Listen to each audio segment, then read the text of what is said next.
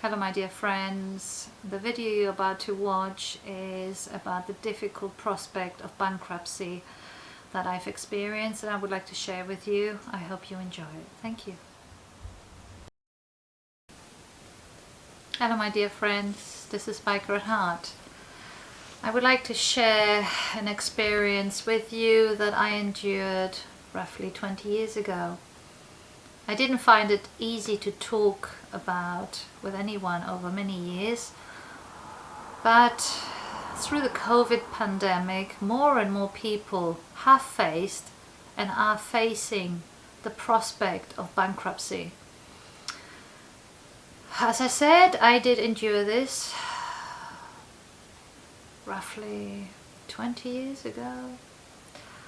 It was something that was incredibly painful to accept. I felt embarrassed, ashamed. It seemed unreal.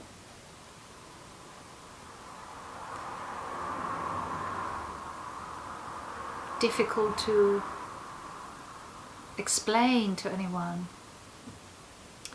You feel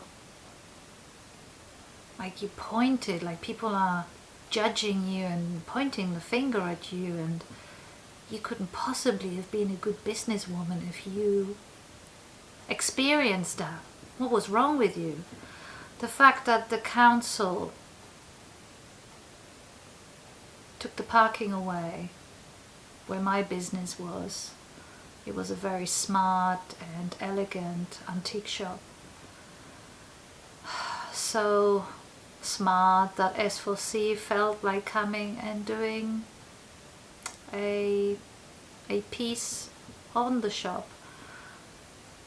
A multinational company felt like opening up premises on the other side of the town. As I said, the parking was removed from the street, so lots of businesses closed their doors, and mine was one of them after a couple of years. This is not for me to explain the steps on how to succeed or not even become bankrupt. This is my experience, simply saying what I endured and how I coped to reach the other side. As I said, it was difficult for me. I did feel very demoralized, very embarrassed. Obviously, your business bank account gets closed. You get a debit card when you find a new bank to deal with. You are not offered an overdraft, so you have to pay cash for everything unless after a certain amount of time you are given an overdraft.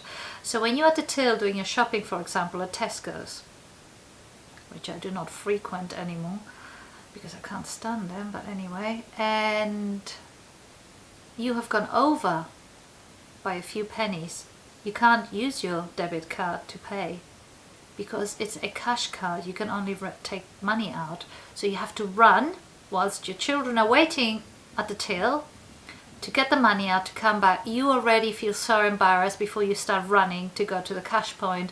You feel so embarrassed and ashamed when you get back and people are waiting in the queue.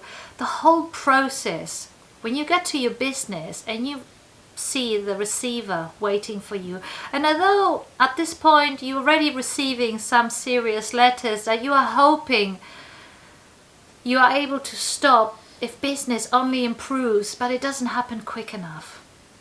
So as I said, this is not me reading some academic book, this is through sheer experience. I understand the true difficulty. I am invested absolutely everything I had from my divorce settlement, and that was my choice, and sadly it didn't work out for me. It didn't work out for many other businesses. the recession then was difficult. And although a lot of people feel like pointing fingers and judging, you know, were you good at business? Were you able to cope with things appropriately? You start, you know, questioning yourself. Are you a good parent? Are you a good businesswoman? Are you good at handling, oh my God, anything? Because going bankrupt is a huge thing to go through in your life, and I did it on my own. So, you know, I didn't have friends really. I you know, because I was separated and got divorced before this happened.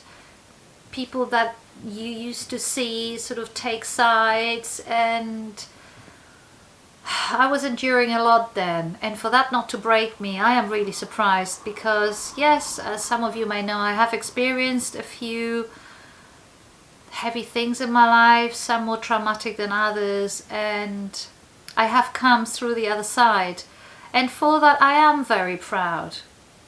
And the one thing I remember, and I can't quote this exactly because I don't remember the exact words, is from the film Made in Manhattan, is when the gentleman that works for the hotel says to Jennifer Lopez that, in not so many words, it's not how you fall that defines you, but how you rise after falling.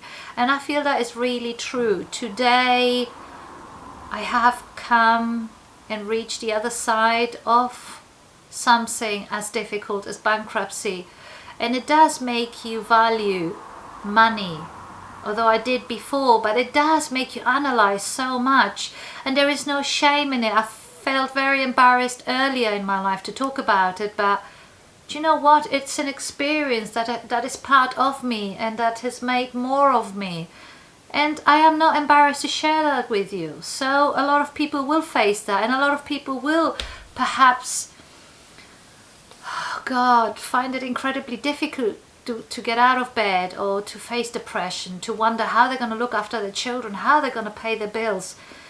You will deal with it. It won't be easy, but there is a way through it. You know, I'm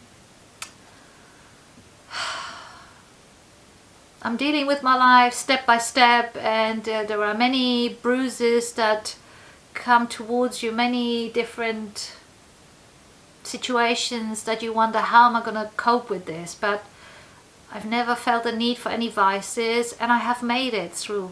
So simply sharing that fact with you, maybe some of you can get some help out of watching this and see that I totally accept it isn't easy at all. And if you don't want to get out of bed for the next few weeks because the sheer thought of it is too difficult to accept, if you want to get some counseling or talk to your doctor or get someone in your family or a friend, even a stranger to talk to, then do that. But there is a way through it with the counsel and with time, and things have changed from 20 years ago. Things are different.